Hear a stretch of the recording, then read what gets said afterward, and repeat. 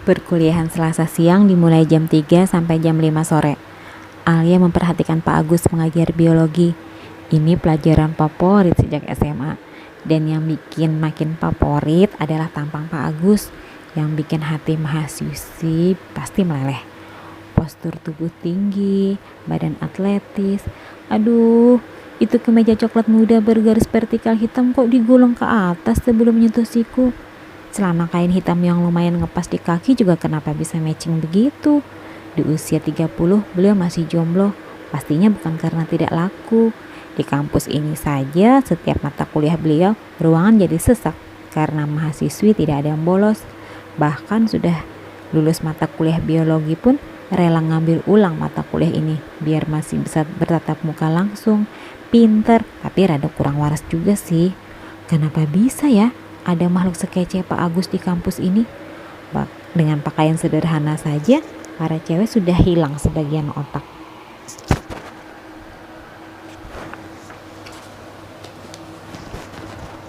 Coba aja si kunyuk yang pakai begitu. Pasti pemandangannya biasa-biasa aja. Sambil melirik pacar dadakannya yang sedang mengedipkan sebelah matanya ke arah Alia dengan senyum manis yang begitu tidak manis. Sebenarnya enggak banget deh.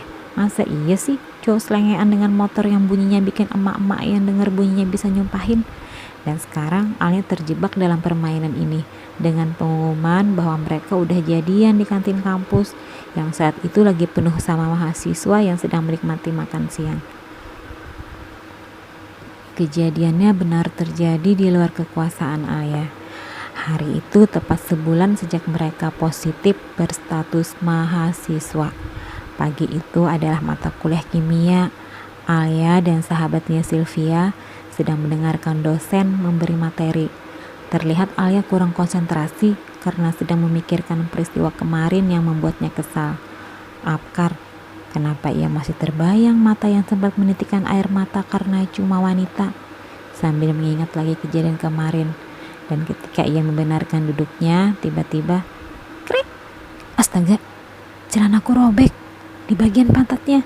Aduh, mana habis ini masih bersambung mata kuliah fisika lagi.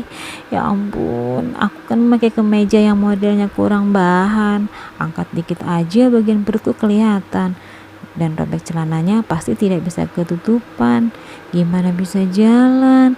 Masa iya sih tidak berdiri sampai semua mahasiswa pulang? Sylvia, tolongin gue. Ini bagaimana gue jalan? Gue gak bawa jaket atau gue pulang dulu ngambil jaket buat lo bisa jalan dan bawain celana biar bisa ganti di toilet. Lo baik-baik ditinggal di sini ya. Alia mengangguk. Ya udah, cepetan pulang Gi. Pas Sylvia berdiri dan mau izin pulang, tiba-tiba ia kembali duduk dan sambil menepuk jidat. 10 menit lagi mata kuliah fisika. Pak Yuspi kan killer Gak berani gue bolos sekarang. Mereka pun tertunduk lemas.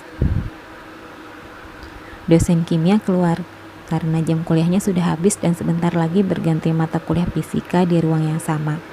Mahasiswa yang tidak mengambil fisika segera keluar dari ruangan dan mahasiswa yang mengambil mata kuliah fisika mulai masuk satu persatu ke ruangan. Aduh Sil, salah apa gue tadi pagi ya dapat musibah begini? Apa karena kemarin niat nyolong bunganya ke Apkar terus dijatuhin hukuman sekarang? Mana gue tahu, balas Sylvia. Satu sentuhan di bahu Alia membuatnya kaget dan terlonjak dari kursi. Krek, dan robeknya mulai tambah parah. Arga, apaan sih bikin kaget? Jantungan gue. Duh, mesti benerin jantung yang tepatnya rada geser nih gue. Alia mengelus dadanya sendiri. Arga cengengesan. Tenang aja gadis cantik. Kayaknya abang bisa jadi pahlawan ini. Sambil menepuk dadanya dengan kesombongan level 9. Maksud lo? Arga tersenyum sambil melirik ke celana robek Alia. Apaan lo liatin gitu? Mesum nih anak. Emosi Alia mulai tak terkontrol. Sembarangan. Anak santri dibilang mesum. Mau dibantuin gak? Alia mengangguk rada bego. Celana lo robek kan? Pasti lo gak bisa jalan kemana-mana. Ini gue ada solusi. Alia langsung menggeleng. Gue gak mau. Maksud lo mau minjamin celana lo ke gue kan? Emang gue cewek apaan? Jalan pakai celana lo yang gede gitu. secara pinggang gue ramping mbak model begini.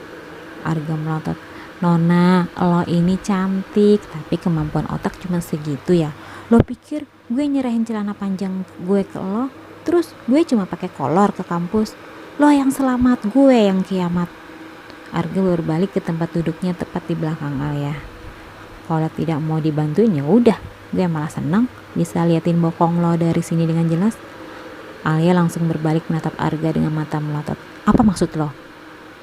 Arga membuka ponsel dan membuka galeri. Noh, lihat pemandangan yang gue ambil barusan sebelum lo nolak bantuan gue. Alia terbelalak melihat sebuah foto dirinya dari belakang dengan pose duduk dan terlihat isi di balik celananya yang robek. Jadi gimana Al? Masih nolak bantuan gue? Sambil alisnya turun naik menggoda Alia. Oke Arga. Gue minta maaf. Bantuan apa yang terpaksa bisa gue terima? Ini kemeja yang gue pakai bisa lo lilitin ke pinggang lo. Kan aman sampai lo pulang. Tidak tahu ada insiden celana robek lo. Kecuali gue yang bongkar. Terus lo pakai apa kalau kemeja lo gue pakai? Gue ada baju daleman, masih pantas kok dipakai kuliah. Sekalian mau mamerin otot dada bidang gue hasil nge-gym. Alia mengangguk. Sini kemeja lo. Arga tersenyum. Tidak ada yang gratis lo cantik. Alia paham dan mengangguk. Oke, besok lo gue traktir deh. Kalau cuma traktir sesi kampus ini bisa gue traktir Al. Ih, sombong banget. Kemarin tetangga gue sombong begitu. Besoknya kesambar petasan gak? Mati di tempat loh. Sambil mencibir Arga. Bukan begitu maksudnya Al. Sini deh gue mau cerita. Alia dan Silpi memutar kursi mereka demi mendengar cerita Arga yang semoga kali ini berfaedah. Begini, kemarin gue kan lewat tuh di Gang Anggrek dekat kos gue. Pas gue lewat ada nih gangster emak-emak berdaster lagi beli sayur sama tukang sayur keliling yang kalau jualan teriak sayur, sayur. Lo kan tahu ya suara mesin motor mewah gue yang bunyinya boom boom. Tiba-tiba satu emak itu ternyata kagetan. Gue lewat dia lagi pegang terong. Terong gitu. Terus jatuhin terongnya ke tanah. Gue nih yang secara cowok beradab dan berperi kemanusiaan, berhentilah dan deketin tuh emak-emak. Gue minta maaf. Padahal kan niat gue baik ya. Ternyata emak yang jatuhin terong itu malah ngomel ke gue. Katanya, ih kamu ini bawa motor yang benar, bunyinya juga diperbaikin. Sakit telinga tante. Tante kutuk ya biar jomblo seumur hidup. Alia dan Sylvia kontak tertawa. Ngapain pakai dikutuk? Kayaknya biar tidak dikutuk ya udah nasib lo, kata Sylvia sambil tertawa. Terus hubungannya sama gue di mana? Tanya Alia. Gini Al, gue rada takut juga sih dikutuk jomblo seumur hidup. Kalau gue bantu lo mau bantu gue? Alia mengangguk, walau benar-benar tidak paham apa maksudnya Arga. Lo bantu gue mencabut kutukan itu. Lo mau jadi pacar gue sementara? What? Ih, enggak. Arga tersenyum. Terserah ya, kalau lo mau tersiksa hari ini tidak bisa kemana-mana. Alia memandang Sylvie. Konyol banget nih Arga. Lo bilang tadi sementara. Sampai kapan? Sampai ketemu wangsit selanjutnya yang memastikan kutukan itu sudah berakhir.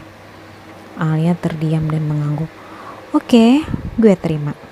Arga tersenyum penuh kemenangan. Sil, lo saksinya ya. Sylvia mendelik. Emang akad nikah perlu saksi? Nah, nanti selesai mata kuliah fisika gue traktir lo berdua di kantin sebagai peresmian kita udah jadian. Cuman kita, katanya tadi mampu traktir satu kampus, ajak Alia. Ngapain? Kan uangnya bisa buat traktir pacar gue yang manis ini tiap hari. Alia mengangkat bahu. Serah lo deh, sini lepasin kemeja lo. Arga melepas kemejanya dan memberikannya ke Alia. Nih kemejanya, tidak usah dikembaliin, gue kasih biar bisa lo cium-cium malam sebelum tidur. Alia bergidik. Al, sekalian gue pinjamin celananya? Boleh kalau lo bersedia di kampus pakai kolor doang, sama persis sama Tarsan. Kalau gue jadi Tarsan, lo pacarnya Tarsan. Sylvia menggaruk-garuk kepalanya. Kalau lo berdua Tarsan, gue temennya Tarsan. Batinnya sedih. Kita sambung ke part 3 ya.